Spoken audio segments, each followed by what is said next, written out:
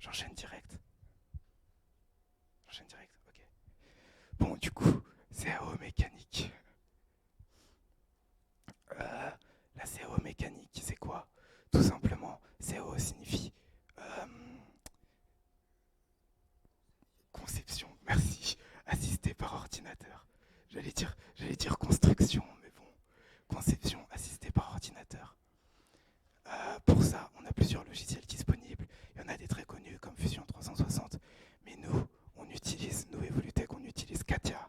Mais mes exemples, je vais les donner sur Onshape, dont bon, leur logo est vert de base, mais on l'a recoloré pour que ça soit plus joli. Et pourquoi je vais donner mes exemples sur Onshape? Tout simplement parce que c'est gratuit. Gratuit et accessible en ligne. Et donc, tout le monde peut suivre et s'entraîner. Déjà, il y a deux choses importantes dans la CAO mécanique qui sont ce qu'on appelle parts et assembly. Part, c'est l'outil qui permet de faire des pièces et des pièces indépendantes que l'on va ensuite assembler entre elles dans assembly. Dans Onshape spécifiquement, c'est les deux boutons en bas qui permettent de changer d'une part à une assembly. Et il y a le plus pour ajouter plus de parts ou plus d'assembly. En fait, globalement, dans la part, on va concevoir la pièce, une seule. Et dans l'assembly, on va assembler plusieurs pièces ensemble pour vérifier si elles rentrent bien les unes dans les autres, voir s'il nous manque quelque chose, tester éventuellement. Il y a des logiciels qui permettent aussi de faire de la simulation, tout ça. Donc on pourra faire nos tests et tout. C'est l'utilité de l'assemblage. Donc, commençons par le commencement, manipuler la vue. Mes exemples sont donnés sur Onshape, mais il faut savoir que la plupart des logiciels de CAO fonctionnent de la même manière et surtout ont les mêmes outils. Donc ce que je dis est valable à peu près partout. Donc déjà, pour faire de la CAO mécanique, vous allez absolument avoir besoin d'une souris. Pourquoi? Parce que tous les boutons sont utilisés, même la molette, surtout la molette. Donc avec le clic gauche, on va pouvoir sélectionner nos plans, sélectionner nos arêtes, sélectionner nos points, sélectionner nos pièces, sélectionner tout ce qu'on veut. Ensuite, avec le clic droit, en le maintenant enfoncé, on va pouvoir tourner autour de notre pièce ou de notre assemblage. Avec la molette, en glissant, en roulant de haut en bas, on va pouvoir zoomer ou dézoomer. Et en cliquant sur la molette, on va pouvoir glisser la vue de façon latérale sans tourner. Il faut savoir que Onshape donne aussi une autre facilité de navigation avec le cube de navigation en haut à droite qui permet plusieurs choses. Déjà, quand vous cliquez sur une face ou sur un angle, ça vous aligne face à cette face ou face à cet angle. Et aussi, il y a des flèches autour du cube. 4 flèches en haut, en bas, à droite, à gauche pour tourner la vue. Et une flèche qui tourne vers la droite et une flèche qui tourne vers la gauche pour pouvoir tourner dans l'autre sens la vue. Donc le cube de navigation est vraiment une facilité sur Onshape, surtout si vous n'avez pas de souris. Mais tous les logiciels ne proposent pas ça, donc mieux vaut ne pas trop s'habituer à ne dépendre de ça. Ensuite, afficher, cacher. Quand vous allez faire votre pièce ou même votre assemblage, il y a des choses que vous voudrez cacher. Par exemple, imaginez vous faites un gros assemblage, vous voulez tester une partie en particulier, vous pouvez vouloir cacher le reste pour bien voir. Ou alors si vous faites une pièce, sachant que de base, toute pièce est servie avec les 3 plans de l'espace tridimensionnel pour pouvoir commencer la pièce, vous pouvez, soit à la fin, soit parce qu'il vous gêne, vouloir cacher ces plans, ou encore tout un tas de choses, cacher par exemple ce que vous avez fait pour vérifier des choses ou quoi dont vous n'avez plus besoin. Donc pour ça, il y a plusieurs solutions. Soit dans la barre de gauche, où là où vous avez tous vos éléments de listés, vous pouvez survoler un élément et cliquer sur le petit œil qui se trouve à côté. Soit vous pouvez faire, là, comme pouvoir cliquer sur le petit œil.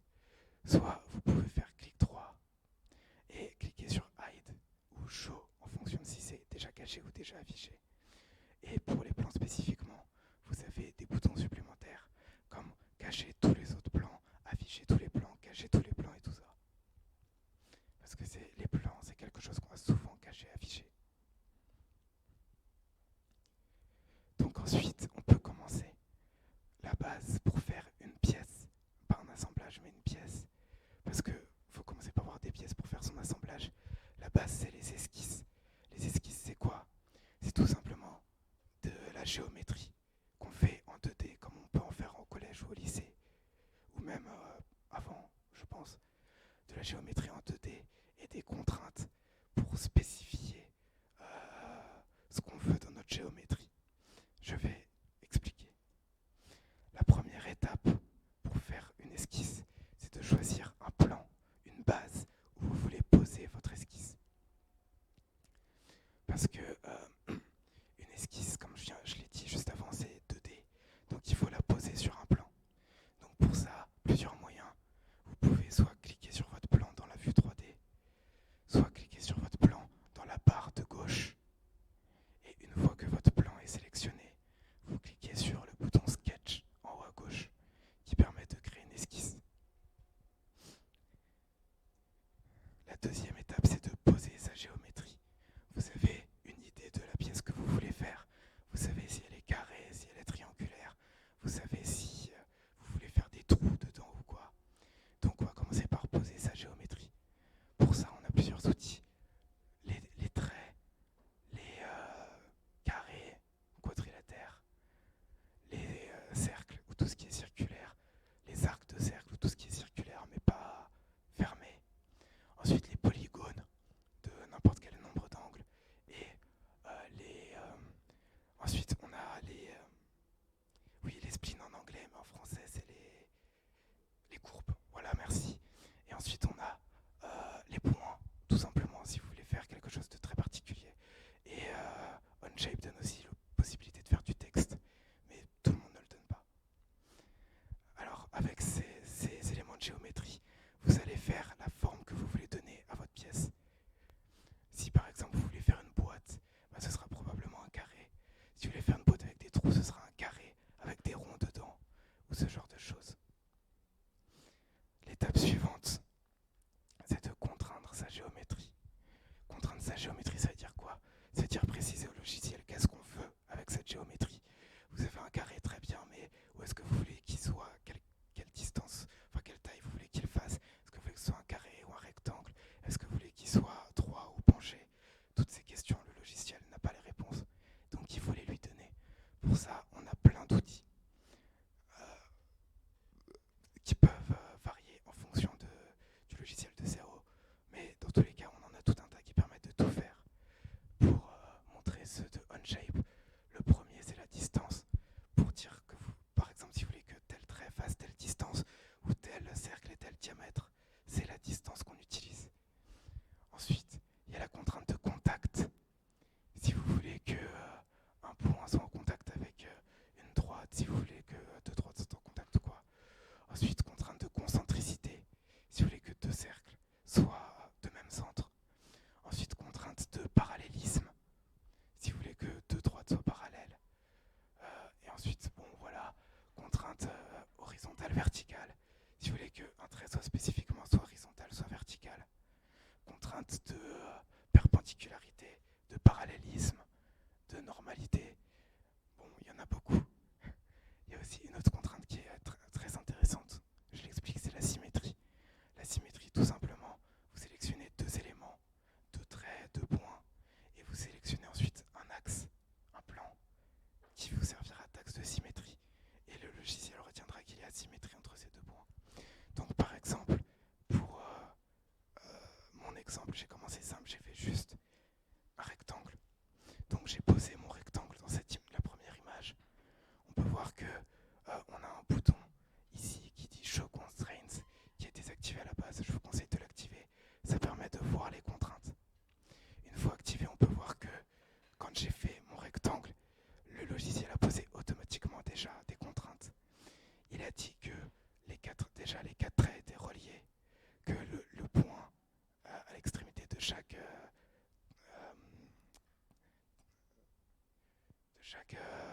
droite finie chaque arête, non mais comment, de chaque segment, voilà, c'est ce que je cherchais, désolé. Les points à l'extrémité de chaque segment touchent le segment suivant. Donc déjà, on a quatre choses qui sont alignées. Ensuite, il m'a posé aussi une contrainte de perpendicularité, que chacun de mes quatre traits était perpendiculaire au suivant. Et il m'a posé une dernière contrainte de l'horizontalité.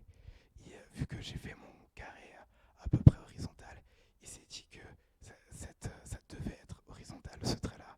Et donc du coup, par angle droit, ces deux-là sont verticaux et celui-ci est aussi horizontal. Bon, mais ceci dit, ça suffit toujours pas. Le logiciel sait toujours pas quelle taille fait mon rectangle, où est-ce qu'il est positionné et tout ça. Donc, j'ai commencé à lui dire, je vais donner les tailles. Mon rectangle fait 100 par 30. J'ai positionné par le principe de symétrie. J'ai pris mes deux axes parallèles. J'ai fait une symétrie par le plan central.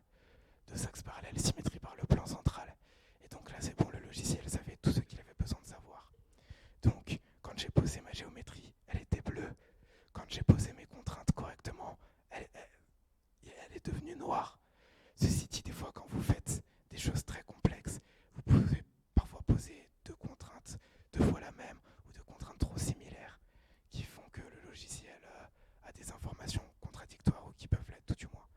Dans ce cas, il se met rouge. Là, pour que ce soit rouge, j'ai tout simplement fait un parallélisme entre une droite et sa perpendiculaire.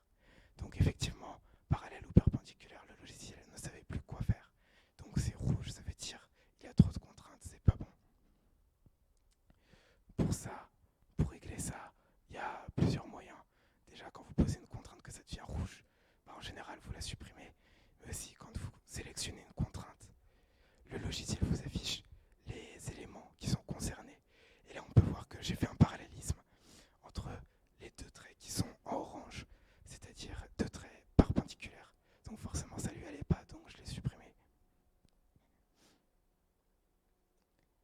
Ensuite, une fois qu'on a notre plan 2D de ce qu'on veut faire, on va faire ce qu'on appelle une extrusion.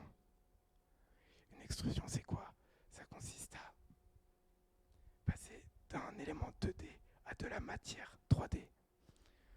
Alors pour ça, il y a un bouton extrude. Il peut être à plusieurs endroits en fonction des logiciels, mais là il est en haut à gauche. Et ça vous ouvre une fenêtre. Il y a plusieurs possibilités. Bon, faites pas trop gaffe au carré orange, c'est des erreurs. Mais il y a plusieurs possibilités pour l'extrusion. On peut par exemple demander, en général la première extrusion, on va demander une certaine distance. Donc on a là new pour créer de la matière ou add pour rajouter de la matière.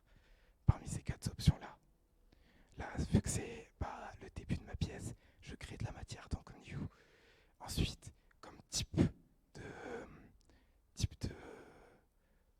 d'avancée, de méthode d'avancée de la matière, j'ai choisi blind, ça veut dire qu'il va juste avancer d'une certaine distance.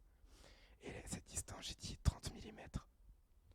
Et ensuite, il y a un dernier élément. Ici, on a un curseur en bas qui permet de sélectionner l'opacité de la prévisualisation de votre élément.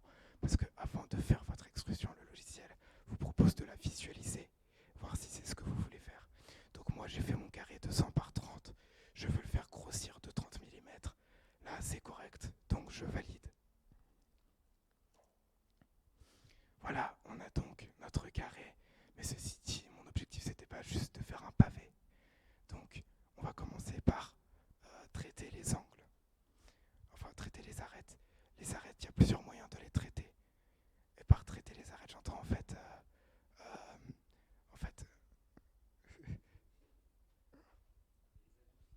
ouais, voilà, les adoucir. Au sens où, si on fait des arêtes trop brutes, les gens peuvent se blesser dessus. C'est pas forcément ce qu'on veut. Donc pour ça, on a deux possibilités. Les chanfreins et les congés.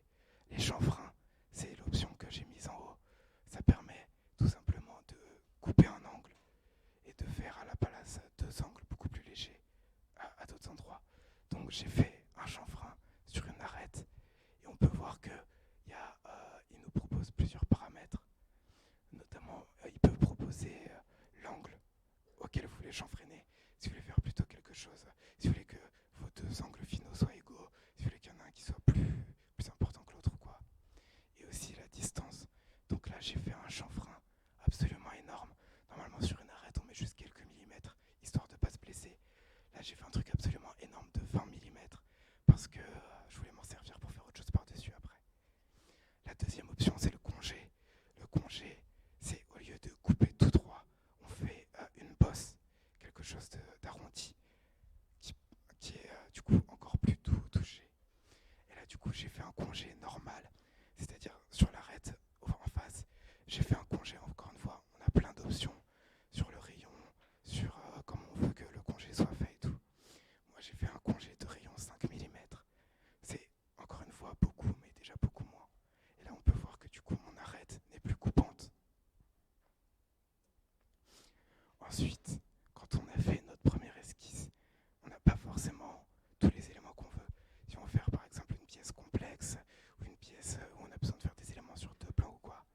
Donc ensuite, on a ce qui s'appelle les esquisses relatives. Soit après avoir fait votre première esquisse, vous pouvez en faire une autre sur un autre plan, si ça vous suffit. Soit vous pouvez prendre votre pièce et l'utiliser comme plan pour refaire une esquisse. Donc voilà, le chanfrein énorme que j'avais fait moi, c'était en fait pour faire un nouveau plan. Donc je sélectionne cette face de ma pièce que j'ai créée et je clique sur Sketch tout simplement. Ça va créer un sketch sur cette face de mon plan au lieu de la créer sur un plan normal de ma pièce. Donc sur ce plan, j'ai décidé d'écrire un petit texte, test. Et quand le texte est créé, on peut voir qu'il est dans un encadré avec des pointillés, avec un trait au milieu. Sauf que moi, vu que je voulais le centrer, j'ai mis un deuxième trait. Et donc, quelle contrainte j'ai mis là-dessus? Déjà, j'ai dit qu'il était axe de symétrie des deux traits du dessus et du dessous. Et ensuite, j'ai dit qu'il touchait les deux traits d'un côté et de l'autre. Et du coup, j'avais mon trait central. Ceci dit, moi, ce que je veux afficher sur ma face, c'est juste le texte. Je ne veux pas avoir des gros traits par-dessus qui servent à rien. Donc pour ça, on a une option. Quand on sélectionne un élément dans notre géométrie, notamment un trait, on peut faire un clic droit et cliquer sur construction. Ça transforme cet élément en élément dit de construction, qui du coup servira à faire votre géométrie, servira à faire vos contraintes et tout ça. Mais au moment de faire l'extrusion, il sera ignoré. Donc ça sert juste à faire de la géométrie. Donc là, mon texte étant bien encadré avec ces deux traits, tout ça en géométrie de construction évidemment, j'ai fait des deux traits. Je les ai rendus l'axe de symétrie du haut, enfin pour celui-ci du haut et du bas de mon plan, pour celui-ci de la droite et de la gauche de mon plan. Et du coup mon texte était centré. Et les traits de construction n'allaient pas être subir l'extrusion. Donc ensuite, je peux faire mon extrusion comme je veux. Et on en vient aux autres paramètres. New pour créer de la matière, add pour en rajouter. Ensuite, il y a aussi remove et intersect. Intersect, c'est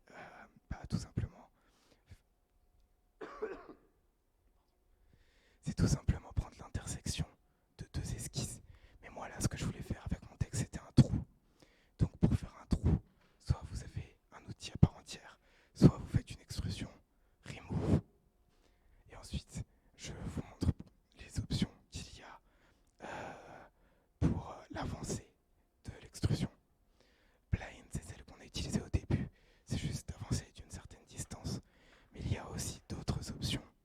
Avancer jusqu'à la prochaine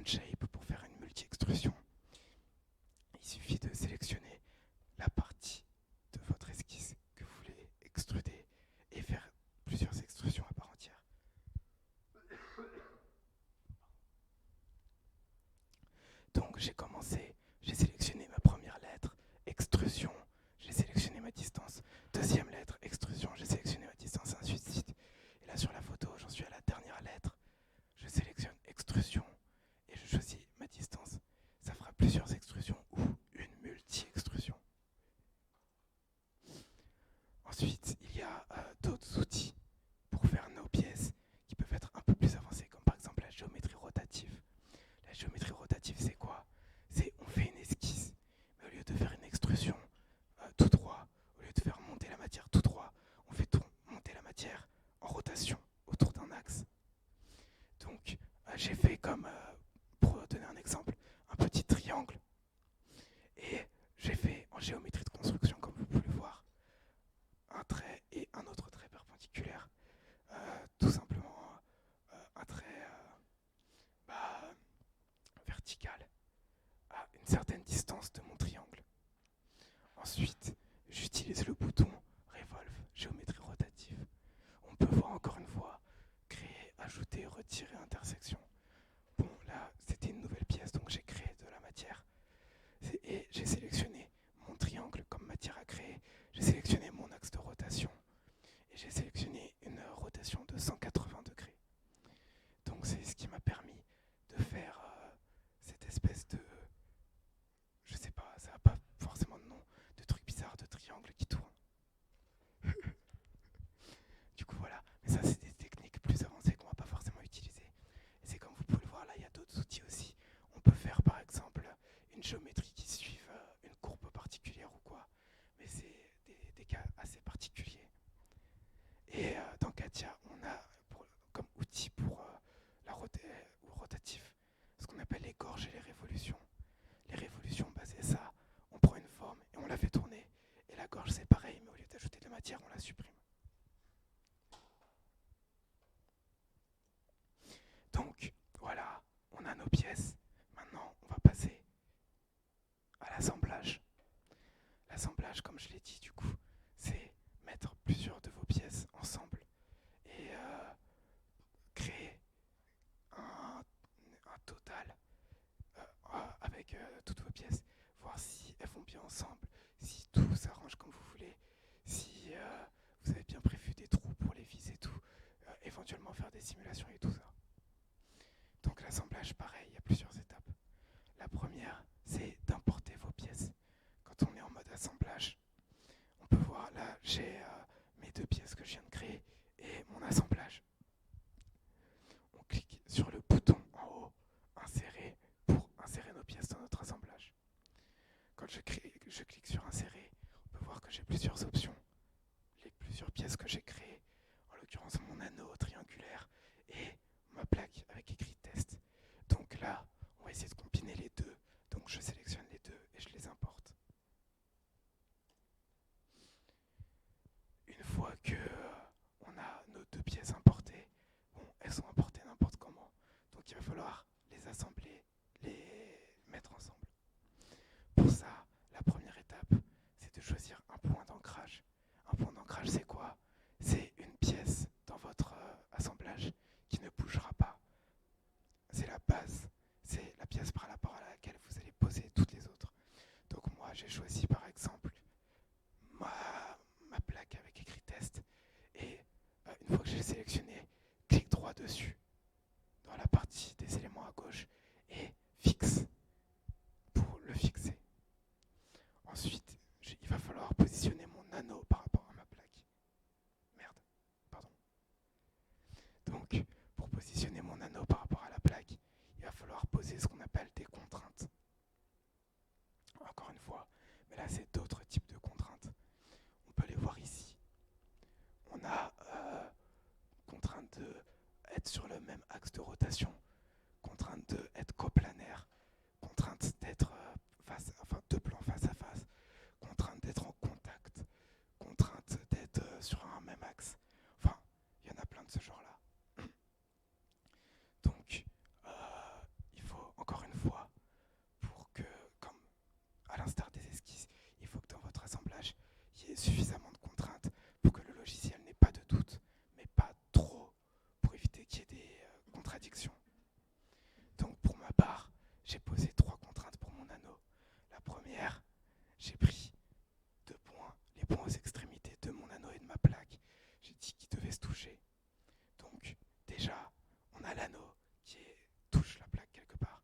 Sauf que, encore une fois, faire juste ça, ça sert à rien. On a l'anneau, on a la plaque, ils sont reliés par un point, mais on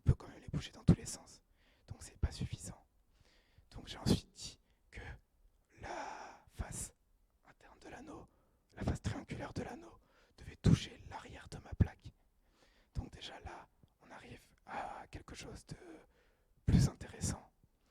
On a deux pièces coplanaires avec un axe commun. Ceci dit, on peut toujours tourner l'anneau par rapport à la plaque. Donc il m'a fallu pour ça une dernière contrainte. Dire que le dessous de l'anneau était coplanaire avec le dessous de la plaque. Et à ce moment-là, j'avais suffisamment de contraintes pour que le logiciel n'ait plus de doute sur la position de l'anneau, mais pas trop, de sorte à ce qu'il n'y ait pas de contradiction. Et ça, c'est un exemple parmi tant d'autres, mais avec tous les outils, on peut en fait faire contraindre comme on veut. D'ailleurs, sur une note à part, Onshape a des outils spécifiques pour créer des pignons crémaillères, des vis sans fin et des engrenages.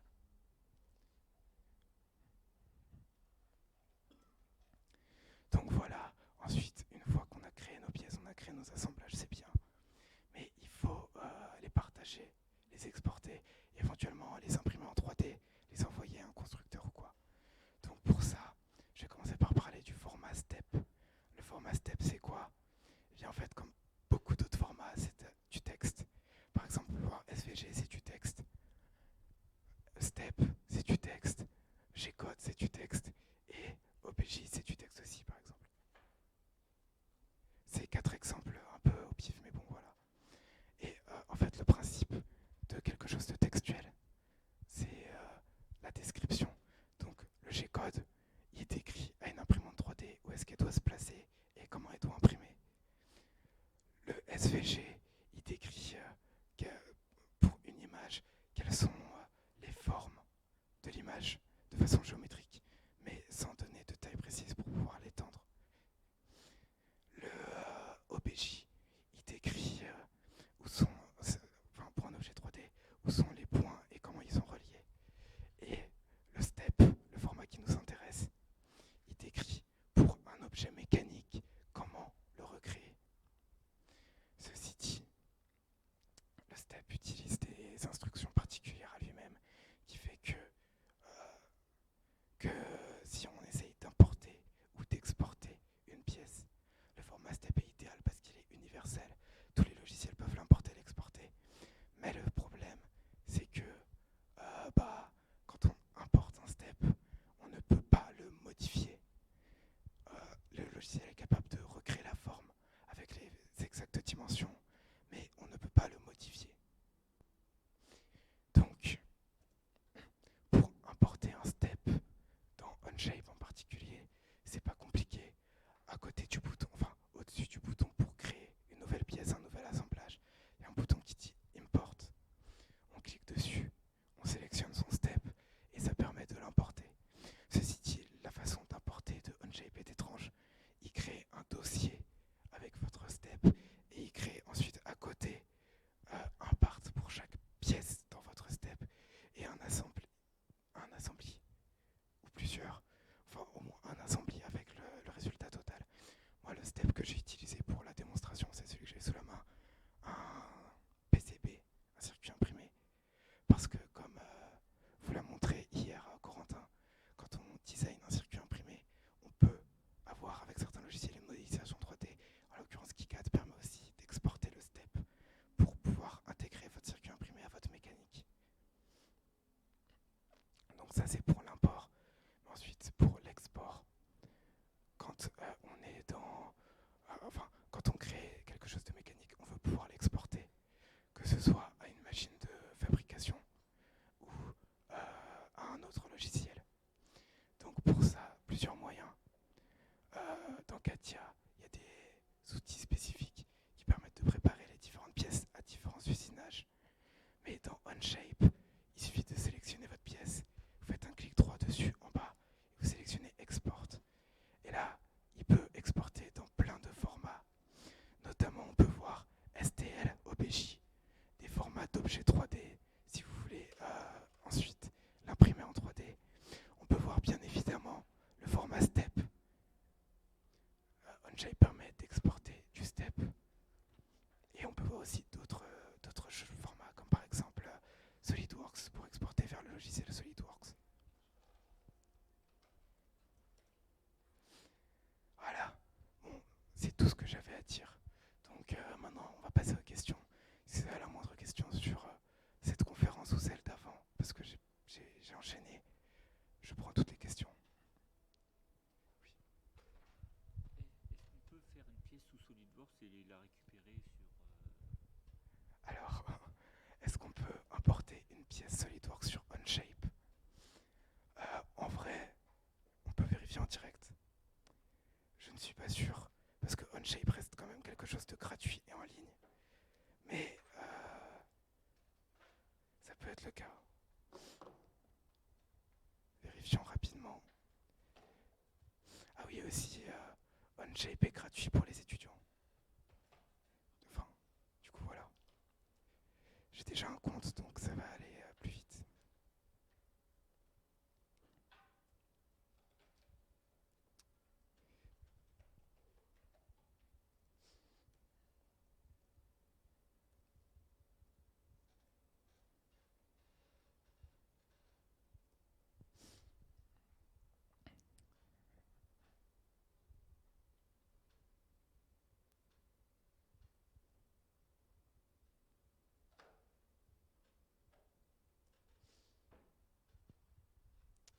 Bon,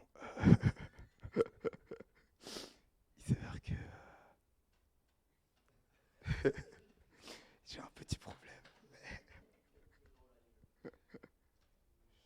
Mais bref, en vrai, je pense pas qu'on puisse directement importer, mais on peut toujours vérifier. Oui, non mais directement. Ouais, non mais on importe direct. Est-ce qu'on peut exporter directement? Du coup, est-ce qu'on peut importer directement?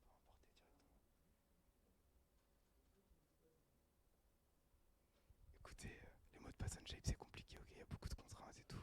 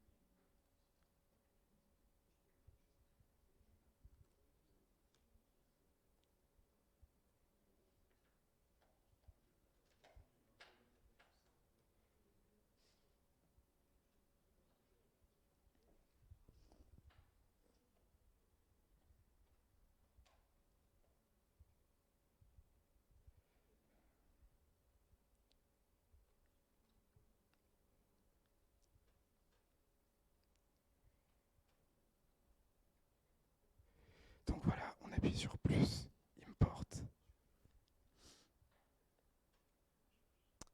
Alors, on va avoir un autre problème, j'ai pas de fichier SolidWorks.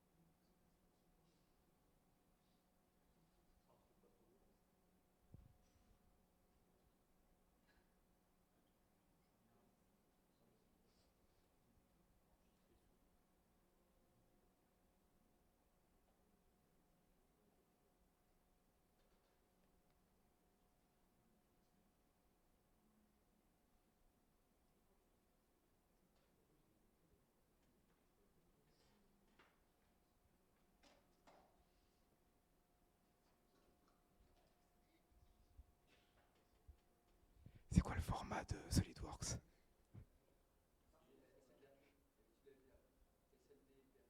Ok, ok. Bon bah on va tester tout de suite.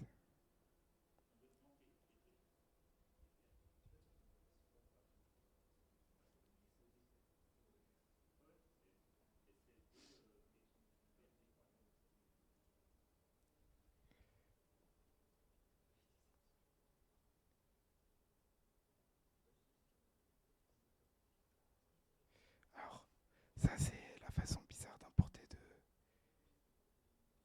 enfin de OnShape. Mais oui, ça marche. On peut importer.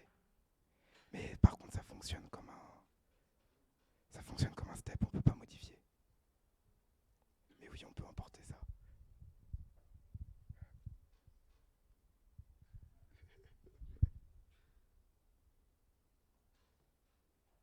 Du coup, une